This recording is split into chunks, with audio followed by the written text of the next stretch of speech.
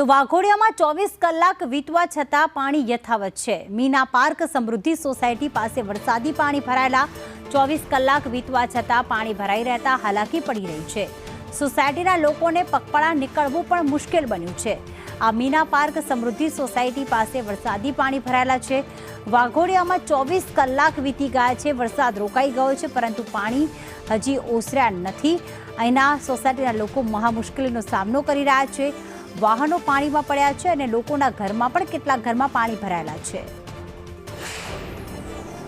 વાઘોડિયામાં જે રીતે વરસાદ વરસ્યો હતો તેના પાણી જ્યાં ત્યાં ભરાયેલા જોવા મળ્યા હતા। હાલ હજુ પણ વાઘોડિયા વચ્ચે આવેલી મીના પાર્ક સોસાયટી અને સમૃદ્ધિ સોસાયટીના નાકા પર હજુ પણ ઘૂંટણસમાં પાણી ભરેલા જોવા મળે છે, જેથી લોકોને હાલ બહાર નીકળવું પણ મુશ્કેલ ભર્યું હજુ પણ જોવાઈ રહ્યું છે। કારણ કે 24 કલાક જેટલો સમય વીતી ગયો છે, પરંતુ વરસાદે તો વિરામ ચોક્કસથી લીધો છે, પરંતુ હજુ પાણી ક્યાંક ઓસર્યા નથી, જેને લઈ આવતા જતા લોકો છે, જે પગદંડી જતા લોકોને હાલ મુશ્કેલ ભરી બન્યું છે। જે રીતે લોકોને સોસાયટીમાંથી બહાર નીકળવું હોય તો પણ હજુ પણ પોતાના વાહનોમાંથી બેસીને બહાર નીકળવું પડે તેવા દ્રશ્યો હાલ જોવા મળે છે। કારણ કે જે રીતે ગઈકાલે વરસાદ વરસ્યો હતો તેના પાણી વાઘોડિયામાં જે રીતે ભરાયા હતા, વાઘોડિયાની મીના પાર્ક સોસાયટી અને સમૃદ્ધિ સોસાયટીના નાકા ઉપર પાણી ભરાઈ ચૂક્યા હતા। વરસાદી પાણી અને ગટરોના પાણી જે બંને ભેગા મળીને જે રીતે પાણીનો મારો જે જોવા મળી રહ્યો છે, કારણ કે વાઘોડિયામાં જે ગટરો અને વરસાદી પાણી ભેગા થઈ અને જે રીતે સોસાયટીઓ તરફ વળ્યા હતા અને સોસાયટીઓના નાકાઓ સુધી પાણી ભરેલા જોવા મળ્યા હતા, અને જે રીતે જે પાણી છે હજુ પણ ક્યાંક ઓસર્યા નથી તેવા દ્રશ્યો જોવા મળી છે, જેને લઈ લોકોને હાલ